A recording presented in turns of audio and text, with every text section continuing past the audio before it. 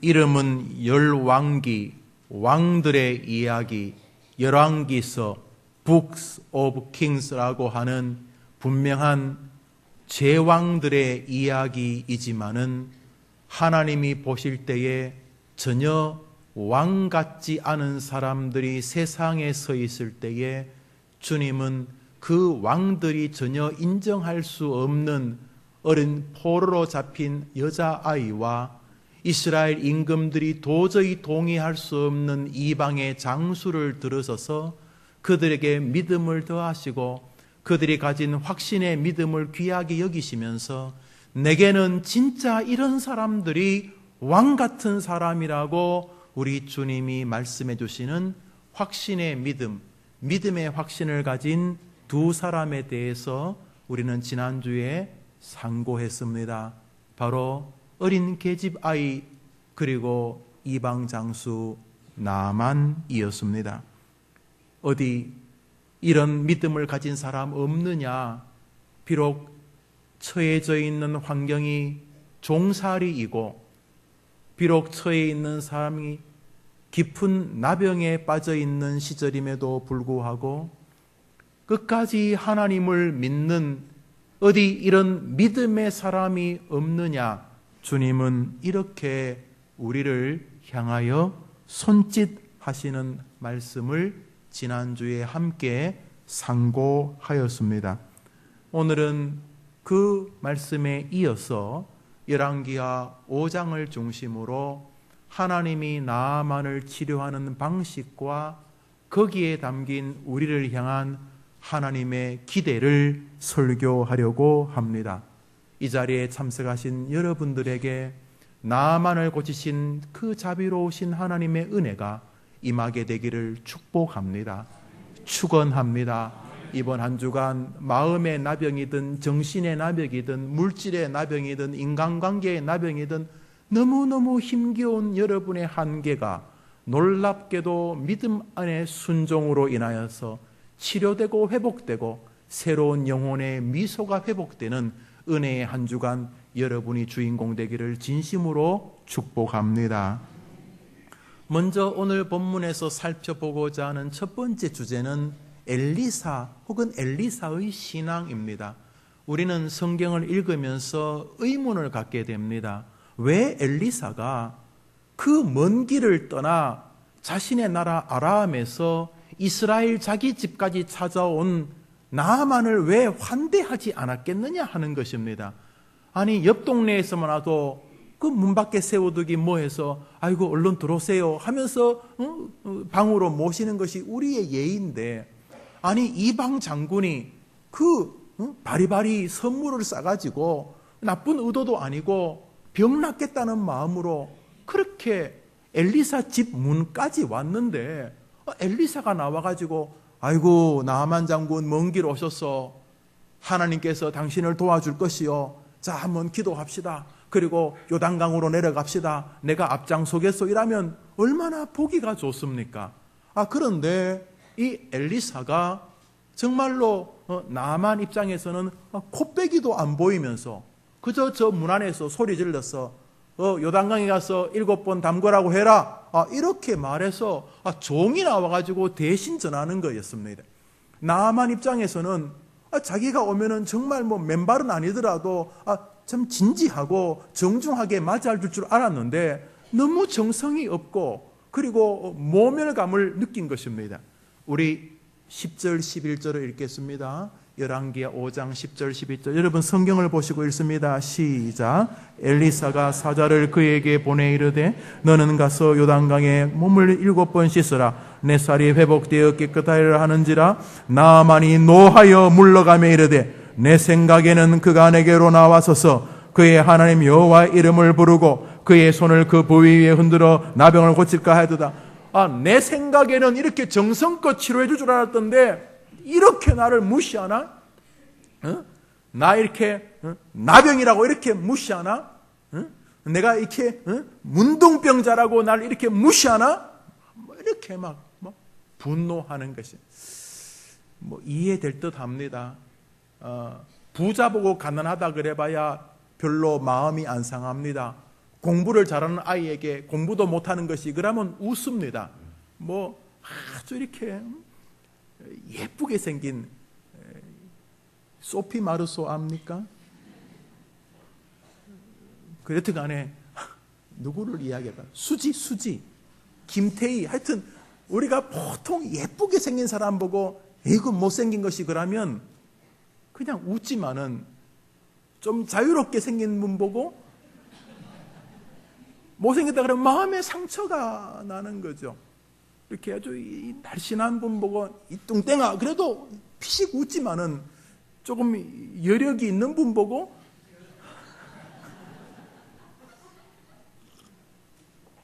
그러면 마음이 상하듯이 자신이 나병인 것이 적지 않은 마음의 상처가 되고 있는데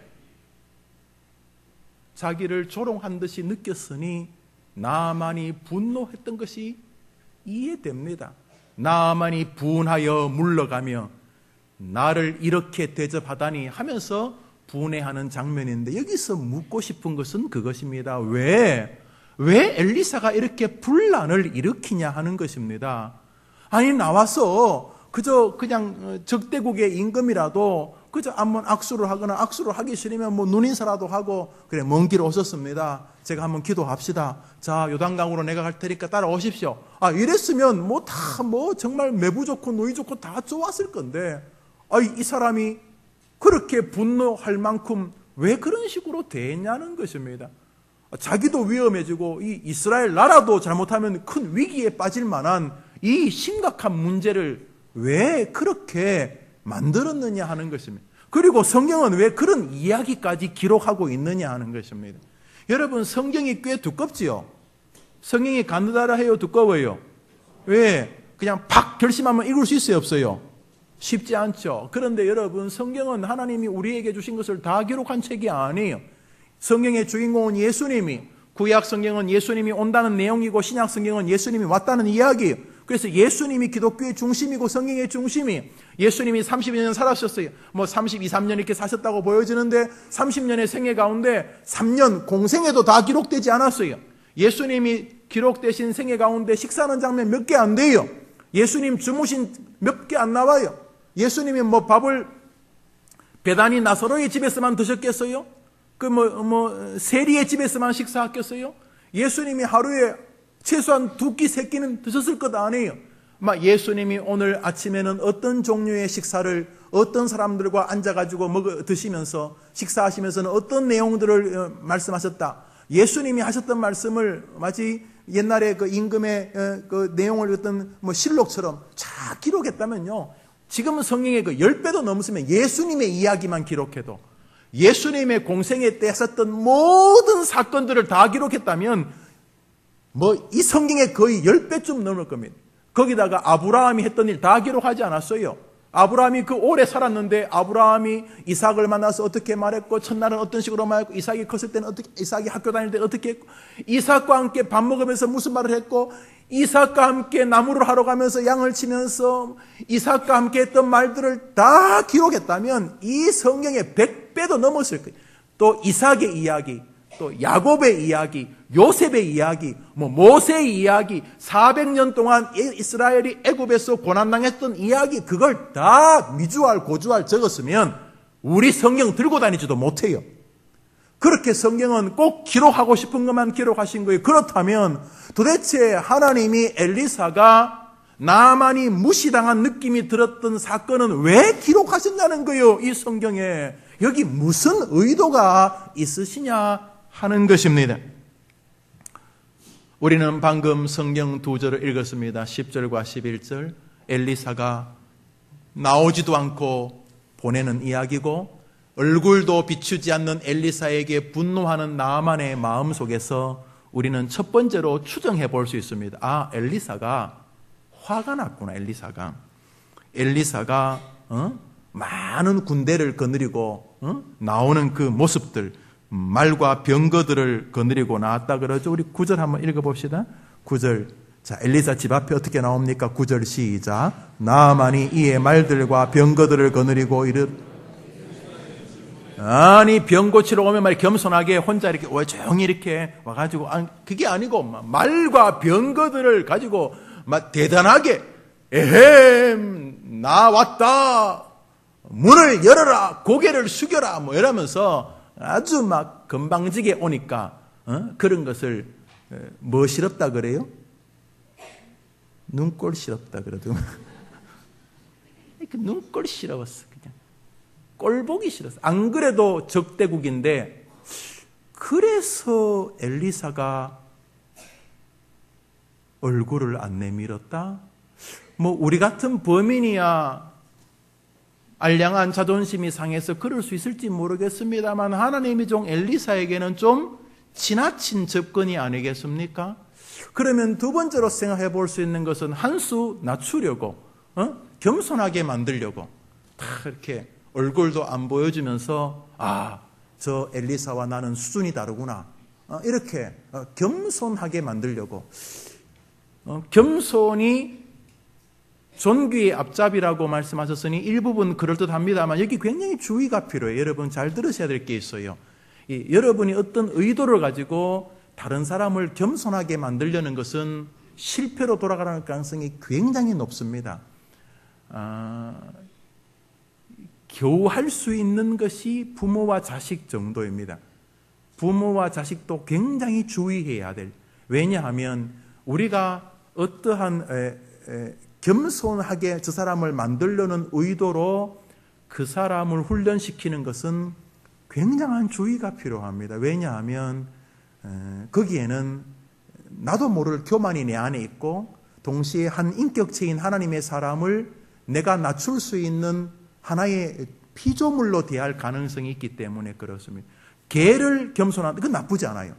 개를 겸손하게 만든다. 소, 돼지, 닭을 겸손하게 만드는 것 괜찮아요. 그러나 사람을 겸손하게 만들려는 이유로 그에게 말이나 행동이나 혹은 경제적인 것이나 이런 것들로 제어를 하는 것은 굉장히 주의가 필요합니다. 왜냐하면 우선은 우리가 그럴 만한 탁월한 능력을 가진 사람도 아닐 뿐더러 그 대상자가 하나님의 형상이기 때문에 그렇습니다. 그래서 우리가 살면서 남을 겸손하게 만들려고 한 수 가르치려고 하는 것은 거의가 실패로 돌아가는 가능성이 높습니다. 특별한 경우가 아니면은. 그래서 그것은 평생 주의하셔야 될 영역입니다. 그런데 엘리사는 그럴 만한 사람이 하나님의 사람이니까 충분히 그렇게 설교를 통해서 겸손을 강조할 수 있어요. 그러나 오늘 본문 전반을 볼 때 엘리사가 나아만을 겸손하게 만들려고 얼굴을 안 비췄다고 말하기 어려운 것은 엘리사가 나아만이 나았을 때에 반갑게 맞이한 장면에서 설명이 안 됩니다. 그렇다면 왜 엘리사는 나아만을 대면하지 않았고 성경은 그 장면을 분명하게 닭 스냅 사진처럼 찍어서 우리에게 보여주셔서 우리로 하여금 묵상하게 하시는 것입니까? 대부분의 복음주의 진영들은 엘리사에게서 하나님의 말씀에 대한 순종과 자기의 궁금함에 기대를 기꺼이 제어하는 신앙의 인내를 봅니다. 우선 성경을 한 절 같이 읽겠습니다. 화면에 나옵니다. 읽읍시다. 시작.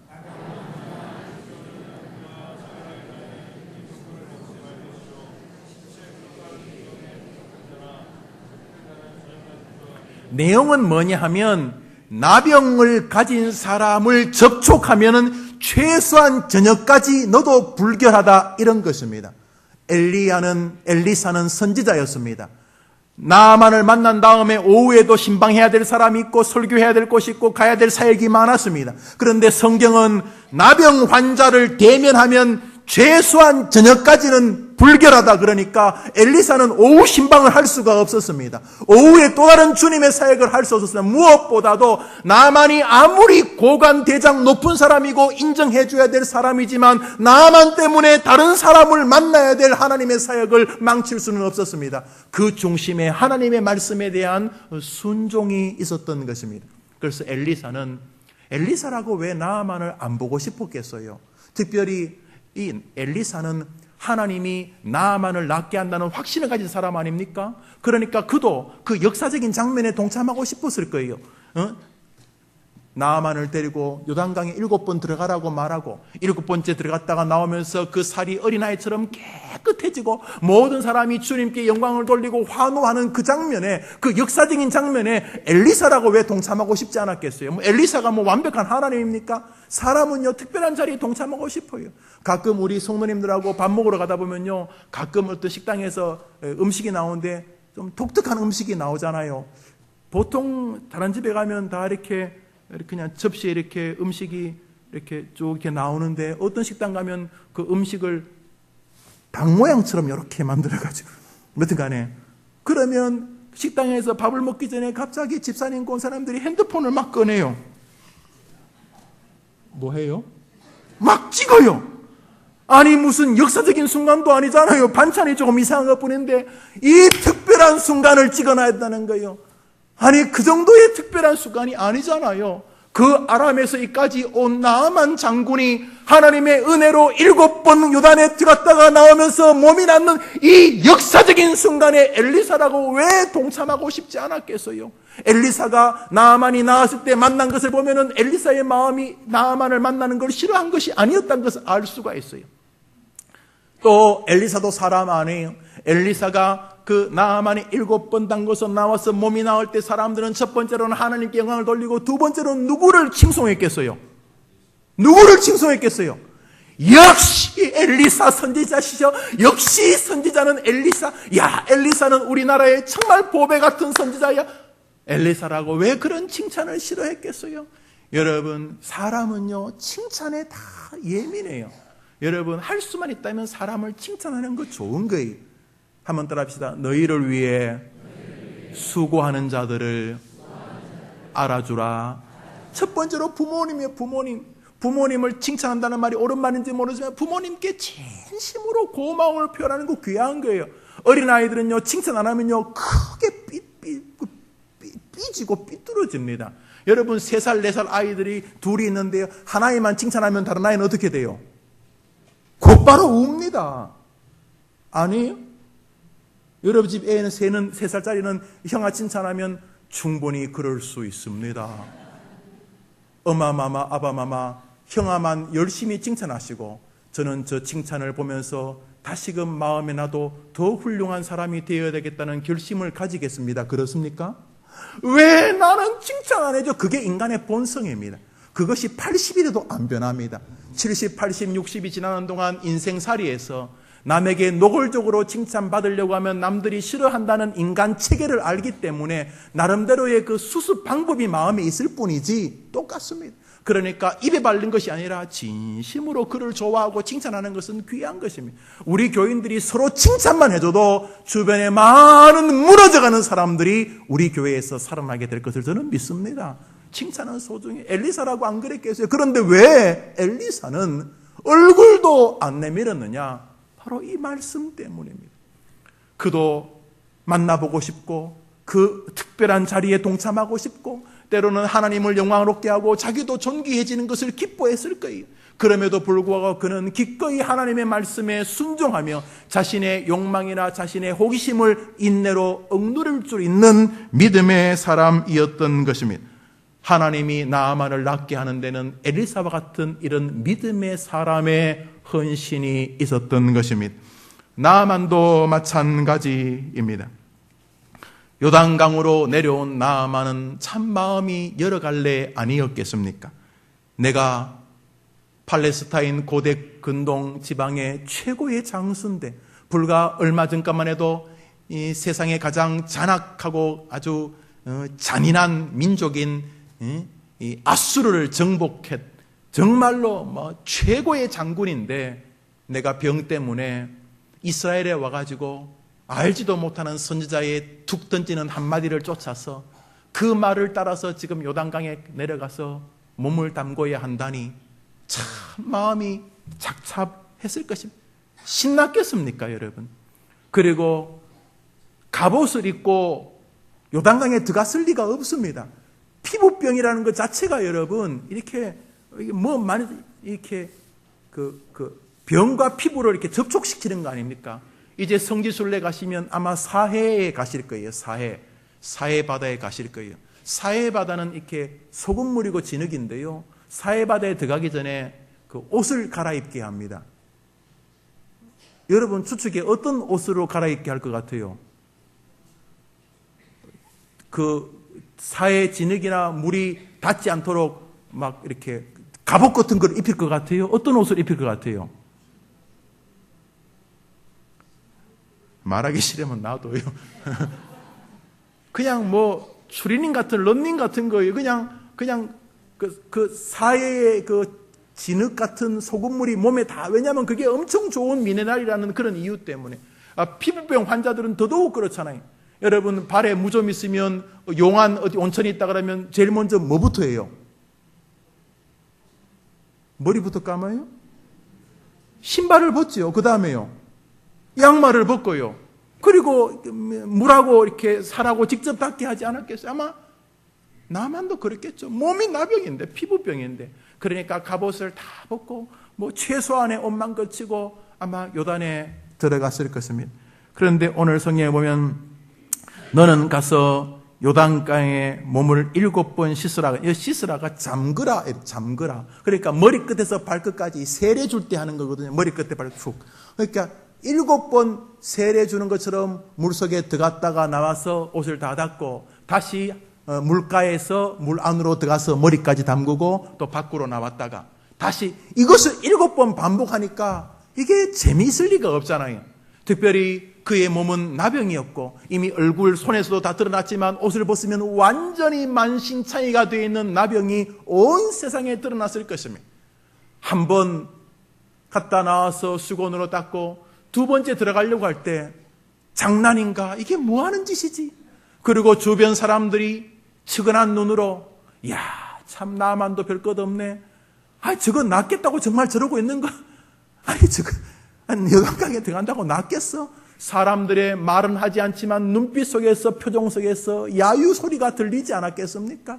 그럼에도 불구하고 나만은 7번 물에 담그라는 말을 순종하여 1번, 2번, 3번, 4번, 5번, 6번 들어갔다가 나오기를 반복합니다.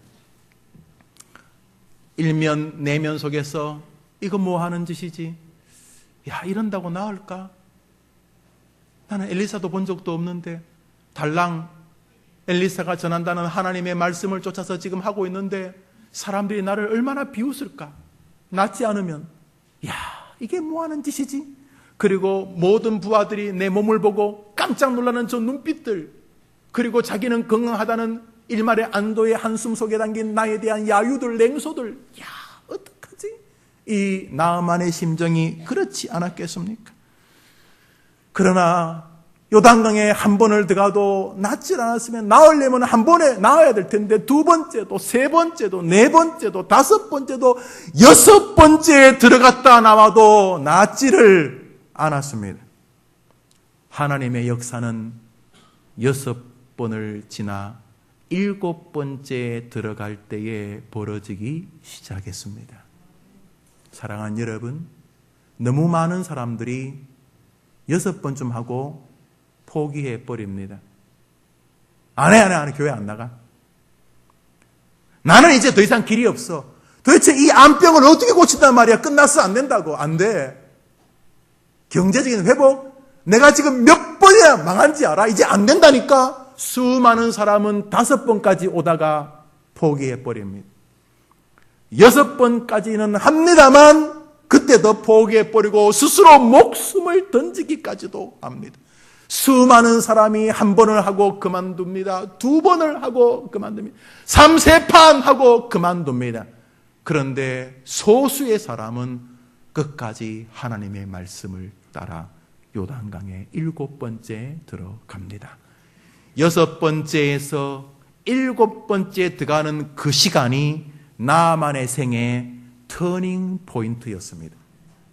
그 전까지는 죽어가는 나병 환자였지만은 6번째에서 7번째에 들어가는 그 순간은 성경의 한 당당한 주인공이 되었습니다.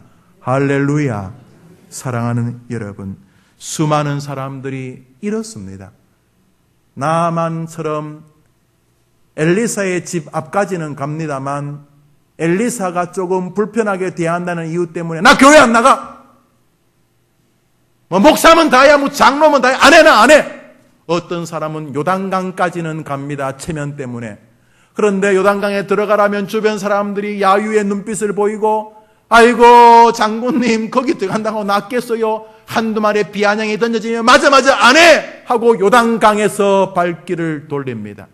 어떤 사람은 요단강에 한 번은 들어갑니다. 옷 다 벗고 벗은 옷을 강가에 돌 옆에 잠시 내려놓고 한 번 들어갔다가 나옵니다. 햇볕에 몸을 비추어도 조금도 변함이 없다는 사실을 알고는 안 되네! 신앙이라는 게 뭐 이런 거지 뭐! 거기까지 길을 걷습니다. 어떤 사람은 한두 번 더 합니다. 그러나 말씀대로 7번까지 하는 순종과 믿음과 인내의 사람은 소수인 것입니다. 한 생애 동안 하나님이 우리를 일부러 괴롭힐 리가 없습니다. 나만의 하나님이 지금 이 자리에 계시는 하나님이기 때문입니다. 그 하나님은 지금도 왕 같지 않은 사람들이 열왕기의 주인공처럼 해대고 있을 때에 진짜 믿음의 왕 같은 나만을 찾고 계십니다. 그 사람은 기꺼이 말씀에 순종하는 사람입니다. 여러분 6번까지는 아무리 해도 안 됩니다. 6번을 하셨습니까? 다시 믿음의 옷깃을 곧 세우고 믿음의 신앙의 순종의 말씀의 요단강으로 들어가십시오. 그때 새 길이 열릴 것입니다. 이스라엘 백성들이 여리고성을 6일 동안 돌았습니다. 여리고성을 6일 동안 돌아도 먼지 하나 부서지지 않았습니다. 벽돌 하나 흘러내리지 않았습니다. 7째 날 7바퀴를 도는 그 순간까지도 여리고성은 든든히 서 있었습니다. 여리고성을 7번 돈 다음에 주님이 말씀하셨습니다. 이제 소리를 지르라. 도합 13번입니다. 6일 동안은 한 번씩 해서 6번, 7일째는 7번, 13바퀴를 돌았습니다. 왜요? 하나님이 그렇게 여호수아에게 지시하셨기 때문입니다. 그들은 말씀을 쫓아 돕니다. 성 돈다고 성이 무너집니까? 요단강에 들어간다고 병이 났습니까? 말씀 순종으로 믿음으로 일어나는 것이 역사인 것입니다. 13바퀴를 돈 다음에 주님 말씀하신 대로 소리를 지릅니다. 소리를 지르는 순간 여리고 성이 무너져 내렸던 것입니다. 여러분, 저는 우리 해림교회 성도님들이 6번째까지 와 있다고 생각을 합니다. 아깝지 않습니까? 이제 벌써 80이 가까운데 아깝지 않습니까? 조금만 더 하나님에게 순종하면 역사의 주인공이 될 수 있는데 왜 벌써 포기하시는 것입니까? 안 된다고 해봤다고요? 진짜 해보셨습니까? 나아만은 7번째 요단강을 향해 들어갑니다. 하나님의 역사가 나아만을 향해 일어나기 시작했습니다. 나아만은 그 7번째의 순종에서 자기 인생의 새로운 전환점, 영적인 육적인 터닝 포인트를 맛보게 됩니다. 그런 면에서 6번까지 들어가면서 아무 일도 안 일어났던 우리들의 지난 삶은 바로 그런 시간 속에서 믿음을 배우고 인내를 배우고 이 모든 인생의 축복은 나의 노력이 아니라 하나님의 은혜의 결과라는 신앙을 배우는 시간인 것입니다. 모쪼록 7번을 향해 믿음과 신앙과 인내로 하나님의 말씀을 순종하는 해림의 성도들 되기를 축복합니다. 여러분, 믿음의 길을 걷는 동안 많은 사람들은 바로 이 7번째라고 하는 인내의 턱에 넘어 쓰러집니다. 나는 3번밖에 못해요. 그들이 늘 하는 말이 그겁니다. 3세판 나도 할 만큼 했어요. 그들에게 이야기하면 그들은 이렇게 말합니다. 목사님, 저도요 어릴 때부터 모태신앙이고요. 나도요 어릴 때요 교회를 한때 열심히 다녔고 젊을 때도 교회를 열심히 했고요. 나도 헌금도 많이 했고요. 그렇지만 하나님이 안 도와주셨어요. 그런 이야기를 들어보면 그 사람들은 6번까지 한 것입니다. 6번. 이제 마지막으로 하나님을 순종하는 믿음의 인내, 그 마지막 7번째 앞에서 옷을 주섬주섬 입고 요단강이 아니라 아람으로 돌아가 버리는 것입니다. 말합니다. 안 돼! 수많은 사람이 6번의 문턱에 서 있는 것입니다. 그들은 인내로 이루는 영적인 세계를 아직 모르는 것입니다. 그들은 마치 밴딩머신에 돈 넣자마자 자판기에서 커피 뽑듯이 신앙이 그런 줄 아닙니다. 신앙은 하나님께서 인내를 통해서 얻는 하나의 메커니즘을 만들어 놓으셨습니다. 우리 성경 읽읍시다. 시작.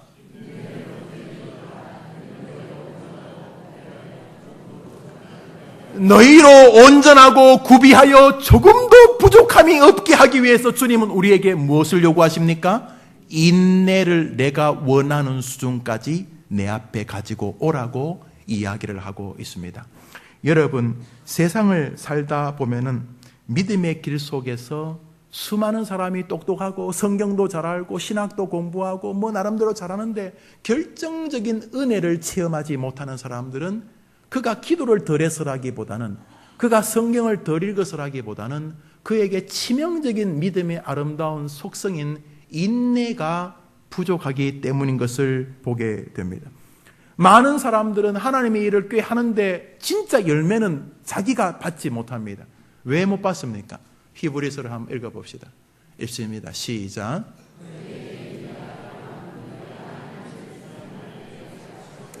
너희가 하나님의 뜻을 열심히 행한 후에 약속하신 것을 받아야 안 되겠어요. 그런데 못 받는 이유가 뭐 때문이라고요? 너희에게 무엇이 부족했기 때문에 인내가 부족해서 열심히 일한 다음에 품삯을 못 받는다는 거예요.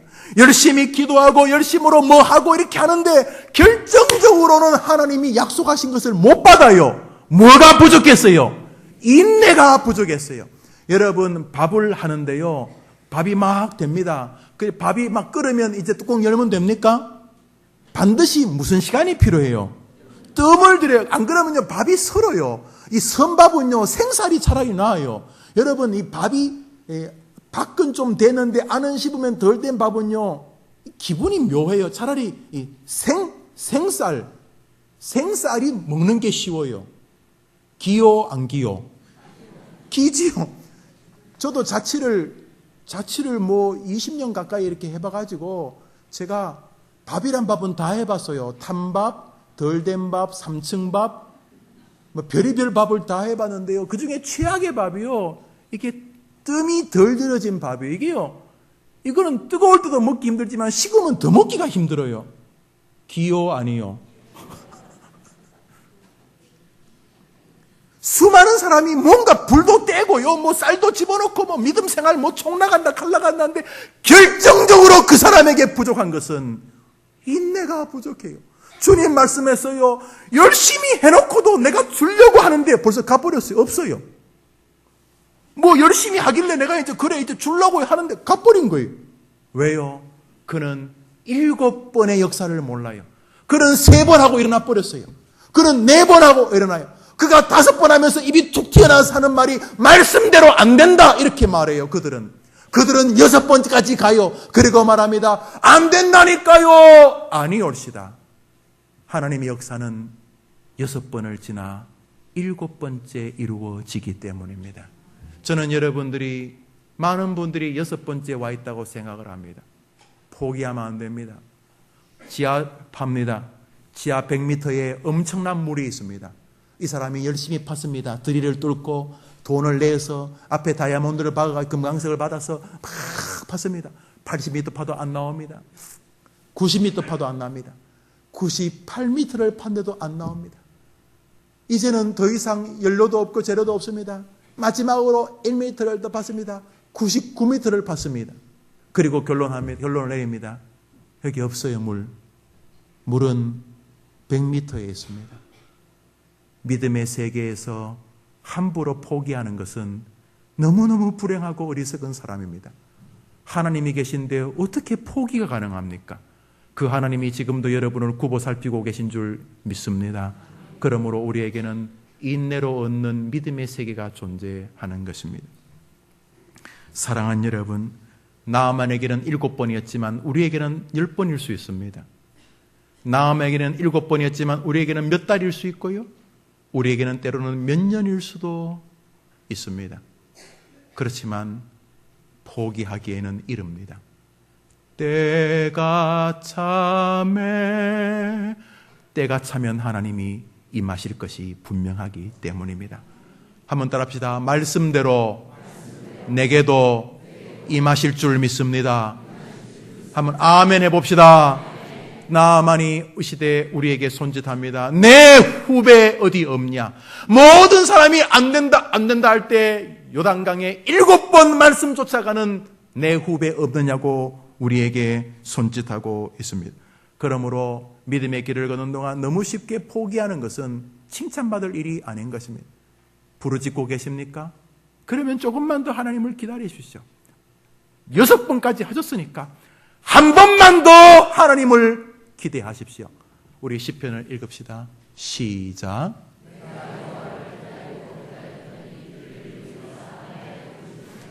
내가 여호와를 기다렸더니 귀를 기울이사 나의 부르짖음을 들으셨도다. 그가 나를 들어 반석 위에 세우셨도다. 할렐루야. 사랑하는 여러분, 저 시인이 하나님을 경험한 것을 압니다. 내가 여호와를 1번, 2번, 3번, 4번, 5번, 6번, 7번 사자굴 속에서도 풀무불로 가는 길에서도 가정의 어려움과 질병과 고난 속에서도 내가 끝까지 포기하지 않고 남들이 돈을 기다리고 여행을 기다리고 한탕 대박을 기다릴 때 나는 여호와를 기다렸더니 하나님이 역사하여 주셨도다. 변함없는 하나님이 지금도 이렇게 나를 믿음으로 기다리는 인내의 사람이 없느냐고 부르고 계시는 것입니다. 누가복음 1장 읽습니다. 예수님 말씀입니다. 시작.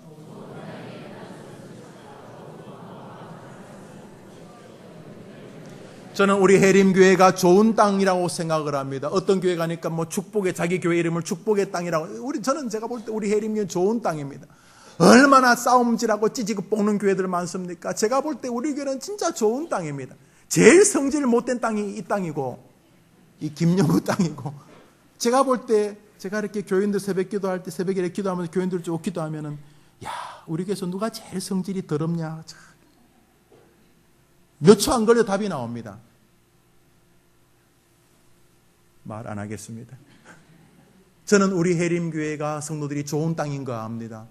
갈수록, 야, 정말 이 교회가 좋은 교회고, 성도들의 마음이 좋은 땅이란 걸 압니다. 그런데 말입니다. 좋은 땅이라고 해결되는 게 아닙니다. 좋은 씨, 그것도 중요합니다. 설교가 중요합니다. 여튼간에 설교가 중요합니다.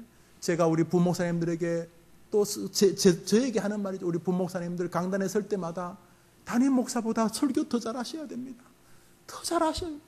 그래서 우리 해림교회는 성도들이 올 때마다 어떤 목사가 설교해도 너무너무 황홀하고 기쁘고 담임 목사님 설교보다 우리 부목사님 설교가 더 은혜롭지 않냐. 제가 이래야 된다고 제가 뭐라고 할까 이력서 볼 때 내가 그걸 요청했습니다.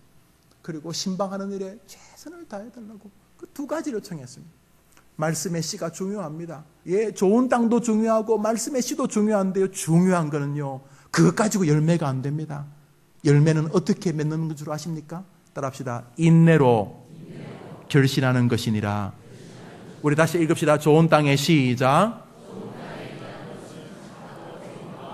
말씀을 듣고 지키어 인내로. 결국은 인내가 신앙의 뜸입니다. 뜸. 많은 사람이 마음밭도 좋고 설교도 잘 듣는데 왜 믿음 생활이 그렇게 70이 되고 90이 되느냐 하면은, 왜 그렇게 청춘이 기가 막히냐 하면은, 하나님의 말씀을 인내로 결실하는 그 세계를 놓아버리는 거예요.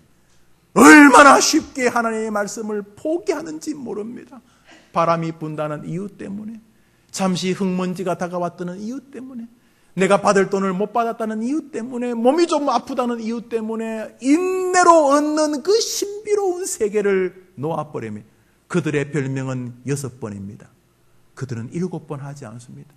6번까지 합니다. 남들이 보면 6번도 대단한 신앙입니다. 그리고 6번 한 다음에 간증하기 시작합니다. 불평과 냉소의 간증. 그래서 이 땅에서 그런 나만을 보기가 어려운 것입니다. 사랑하는 해림의 성도님들, 우리가 또 한 주를 살아갑니다. 사랑하는 여러분, 이 한 주간 어떻게 살아야 되겠습니까?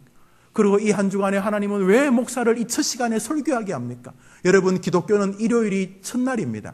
여러분, 달력 보십시오. 제일 첫날이 뭡니까? 주일, 월, 화, 수, 목. 제일 끝에가 뭡니까? 토. 토가 주말입니다. 우리 주일은 한 주간의 첫날입니다. 주님이 돌아가시고 부활하고 첫날이 바로 안식일 첫날입니다. 한 주의 첫날, 왜 이 개혁주의 교회는 왜 강단에서 목사에게 설교하게 하시는 것입니까? 그 말씀 가지고 한번 싸워보라는 것입니다. 할렐루야. 사랑하는 여러분, 그러므로 이번 한 주간 함부로 못하겠다고 난 늙어서 힘이 없고 그런 말 하지 말고 하나님 말씀 붙잡고 나는 승리할 수 있는 줄 믿습니다. 주님 6번까지 했으니 이번 주간에 7번째 또 신앙으로 도전하겠습니다. 이렇게 날마다 주님 앞에 섰을 때 우리는 승리하게 되는 것입니다. 포기하지 마십시오. 나만이 믿음과 순종과 인내로 요단강에 7번째 몸을 담그었을 때 모든 것이 변했던 것처럼 여러분에게도 그런 은혜가 임할 것입니다. 예수님 주변에는 아리마대 요셉이나 구약의 다니엘 같은 그런 부자들, 고관 대장만 있었던 게 아닙니다. 예수님 곁에는 중풍병자, 나병 환자, 수로보니게 여인같이 연약한 인생들, 자기 자식 때문에 괴로운 사람들, 혈루병 걸린 여인처럼 그렇게 스스로 자기 앞가름을 못하는 부족한 사람들이 정말 많았습니다. 말 그대로 소외되고 가난한 인생의 갑이 아니라 을의 자리에 있던 수많은 사람들이 많았습니다. 그런데 그들이 하나님에게 은혜를 받았습니다. 그들이 주님으로부터 은혜를 받은 공통점이 뭔지 아십니까? 그들이 주님 앞에 무릎을 꿇고 주님의 말씀에 인내로 순종했던 것입니다. 할렐루야. 이 시대는 순종을 불편해하는 시대입니다. 할 수만 있으면 자기 의견을 개진하고 싶어하고 어떻게든지 삐딱하게 바꾸어서 뭘 하려고 합니다. 그래서 나만처럼 7번 순종하는 사람 만나기가 마치 천연 기념물 보는 같은 그런 시절입니다. 모쪼록 하나님께서 여러분들에게 나는 지금 이런 사람을 애타게 찾고 있다. 열왕기서라고 하는 왕들의 이야기, 그러나 그 왕들이 도저히 인정할 수 없는 포로로 잡힌 어린 여자아이 같은 그 이스라엘 임금들은 절대로 인정할 수 없는 이방의 장수들을 나 여호와는 찾아서 축복하여 준다. 왜냐하면 그들이 그렇게 믿음의 신앙을 지켰기 때문이다. 너희들이 이스라엘 백성들이 하나님의 자녀들이 소리 지르지 않으면 나 여호와는 돌들을 통해서 소리 질러 영광을 받을 것이다. 이렇게 주님 말씀하고 계시는 것입니다. 하나님은 이 시대의 교회가 주님을 조롱하고 이 시대의 교회가 주님의 이름을 높이지 못한다면 저 이해할 수 없는 어린 종으로 잡힌 여자아이 같은 아이를 데려다가 저 병든 나병 환자 같은 장수를 데려다가 이방인을 데려다가 하나님의 영광의 도구로 삼아주시는 줄 믿습니다. 오늘도 주님은 바로 그런 사람을 찾고 계십니다. 믿음과 순종과 인내와 신앙의 사람 말입니다. 오늘 이야기 하나 하고 설교를 마치려고 합니다. 축구선수 이야기입니다. 카카라고 하는 사람인데 글을 읽다가 카카가 잘 몰라가지고 저는 이 카카라는 사람을 자료를 찾아봤는데 세상에 인터넷에 이 카카에 대해서 인명사전에 나오더라고요. 이 사람이 아직도 살아있는 현역 축구선수입니다.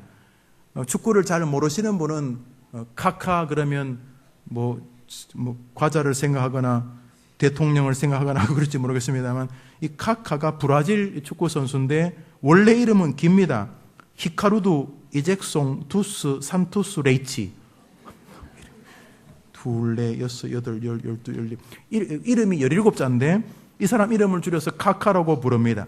브라질의 축구선수로 공격형 미들필더입니다. 브라질 대표로 2002년부터 3회 연속 피파 월드컵에 나갔던 사람이고 현재는 올랜도 시티라는 곳에서 선수 생활을 하고 있습니다. 피파가 정한 올해의 선수로 선정되었던 세계적인 선수고 유엔사나 세계 식량기구의 최연소 홍보대사이며 브라질에서 가장 존경받는 현직 선수라고 합니다. 그가 레알 마드리드로 옮기기 전 AC 밀란에 있을 때 그가 월급을 매주 받았는데 한 주 그의 월급이 10억이 넘었습니다. 안 놀랄 줄 알았어요. 우리 해림교회 성도님. 한 달 월급이 10억이 아니고 한 주에 주급을 10억 이상을 받았던 사람이 축구의 천재지요. 원래 의사가 되려고 했지만은 축구가 너무 좋아 축구 선수의 길을 택했다고 합니다. 그 임명사전에 나오는 걸 지금 제가 적은 거예요. 15세에 상파울로 입단 제의를 받고 선수가 발탁되면 18살 때 치명적인 사고를 당합니다. 수영장에 수영하러 갔다가 수영장에서 이렇게 다이빙을 잘못해서 머리가 바닥에 떨어지는 바람에 이 목 척추뼈가 2개가 다 부러지고 골절상을 해서 전신마비를 겪게 됩니다. 의사는 회복률이 2%도 안 되고 나아도 축구선수는커녕 정상적인 생활도 할 수 없을 것이라고 축구선수에게 사형 선고를 내립니다. 그런데 이 카카가 그 병상에서 하나님께 매어 달려 기도합니다. 얘가 12살에 주님을 만난 아이인데 이 카카가 하나님 앞에 기도했던 것이 이것이었습니다. 하나님의 영광을 위하여 축구할 수 있도록 고쳐 주시옵소서. 이 아이가 병상에서 정말 투쟁적으로 기도하며 여러 번 이 카카가 간증을 했다고 합니다. 그는 정말 기적적으로 회복되고 정말로 신실한 하나님의 성도로서 축구 선수가 됩니다. 그 카카라는 사람을 이제 찾아봤어요. 그렇게 뛰는 경기도 제가 영상으로 몇 개 찾아봤는데요. 골을 넣을 때마다 카카는 이렇게 하더라고요. 이렇게 안정화는 축구는 어떻게 하죠? 반지죠.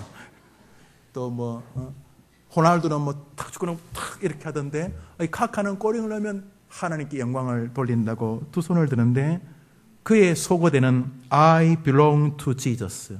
나는 예수에게 소속되어 있다. 나는 레알 마드리도 아니고 AC 밀란도 아니고 나는 해림교회 목사도 아니고 나는 하나님께 소속되어 있다. I belong to Jesus. 2002년 피파 월드컵 우승 유럽 챔피언스 리그 결승전에서 승리했을 때 온 세계 사람들은 카카의 등에 적힌 옷을 벗었을 때 티셔츠 적힌 I belong to Jesus. 나는 예수의 소속이다 라고 하는 글을 볼 수가 있었습니다.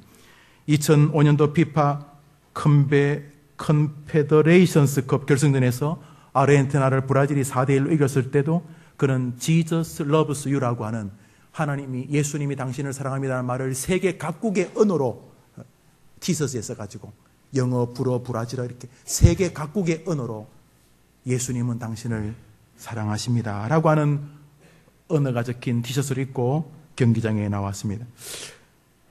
가십거리를 찾으려는 파파라치가 원정 경기에 나선 카카를 밀착 추적했지만 기간 내내 파파라치가 찍었던 것은 공원에서 산책하고 있거나 호텔 로비에서 성경을 읽는 모습뿐이었다고 합니다. 지금도 유니폼 속에 새겨진 I belong to Jesus. 나는 예수에게 속해 있다. 나는 예수 팀이다. 라고 문구가 찍힌 한 축구 선수가 이 시대의 이 무능력한 수많은 교회보다도 더 하나님의 이름을 높이는 것이고 인터넷 사이트 임명사전에 카카를 치면은 거기에 이 친구의 지금 이게 제가 그 내용을 적어온 것인데 전 세계 사람이 카카가 복음주의 기독교인이라는 것을 소개하는 사람이 되었습니다. 하나님은 지금도 비록 어렵지만은 포기하지 않고 하나님을 의지하며 하나님 말씀을 순종하려고 하는 이 시대의 나병 환자 나아만을 찾고 계십니다. 우리가 다 나병 환자 아닙니까? 정신적으로, 육체적으로, 현재의 상황과 환경적으로, 기질적으로. 그러나 소망이 있습니다. 하나님의 말씀을 듣고 또 한 번 순종한다면 하나님이 우리에게 또 한 번 나만의 기적을 우리 생애에 보여주실 것이기 때문입니다. 고난이 오고 어려움이 온다고 해도 함부로 불평하기를 멈춰야 되겠다는 결심이 여러분 마음에 솟구치는 복된 한 주간 되기를 축원합니다. 우리 다 같이 일어나서 찬양하고 갑시다.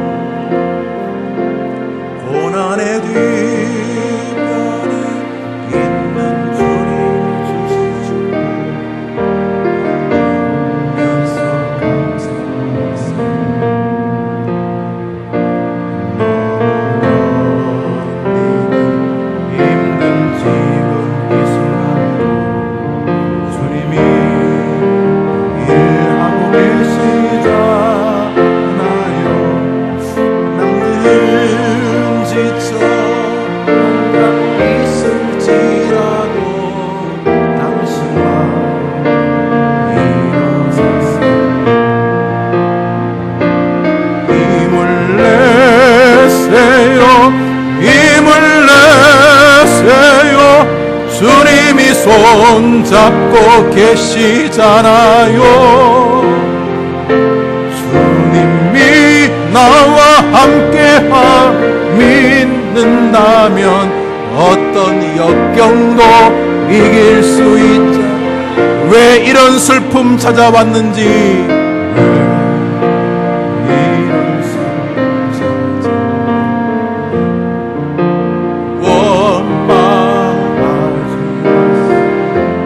당신이 잃은 것보다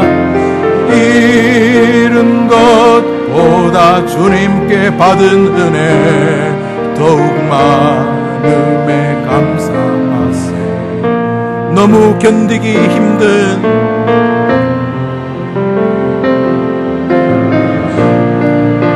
주님이 여러분 곁에서 여러분을 지켜보고 계시잖아요.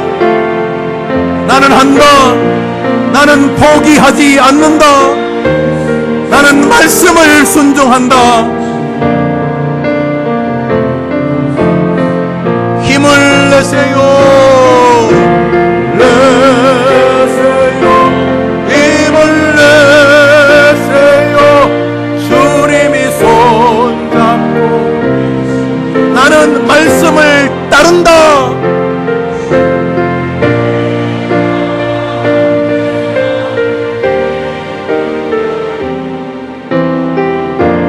자, 믿음으로 우리 이제 한번 기도합니다. 제가 좀 알아요. 어떤 분은 진짜 정신적으로 나병이 걸리셨어요. 잠을 거의 못 주무시지요. 분함, 억울함. 어떤 사람은 자녀의 관계에 나병이 걸려서요. 남이었으면 좋겠다 싶을 만큼 자식과의 관계가 나병 같아요. 실제적으로 몸에 병이 있는 분도 계시고, 그놈의 돈 때문에 불면의 밤을 보내는 경제적인 어려움을 나병처럼 몸에 두르고 있는 분도 계시잖아요. 그런데 문제는 주님이 아신다는 거예요. 여러분 혼자 쌤통이다 하고 고생해라 그러는 게 아니고 아신다는 거예요. 그래서 종을 세워서 계속 말씀하시는 거예요. 너 한번 말씀 순종하고 해봐라. 말씀 순종하고 좀 해봐라. 기도하라면 좀 해보고, 날주하라면 좀 해보고, 해 좀 봐라. 해 좀 봐라. 7번째 요단강에 말씀 순종해봐라. 그러면 네 힘이 아니라 순종하는 믿음의 힘으로 역사하게 될 거라고 말씀하시는 것입니다. 이 시간 주여 한 주간 주님 따르게 하옵소서. 기도합시다. 하나님 아버지, 우리가 다 아픕니다. 자식 때문에 아프고, 정신이 아프고, 마음이 아프고, 삶이 아프고, 꿈이 아픕니다. 경제적으로 아픕니다. 마음에 큰 병이 있습니다. 죽음이 슬피슬피 다가오는 노년에 있습니다. 암입니다.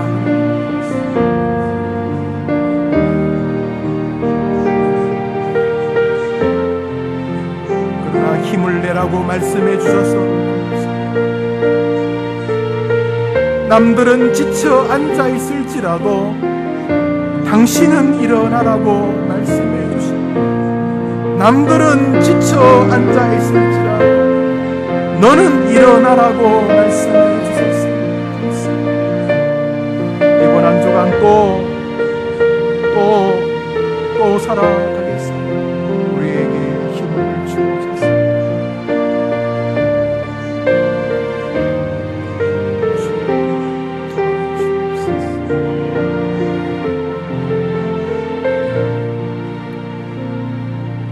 이제는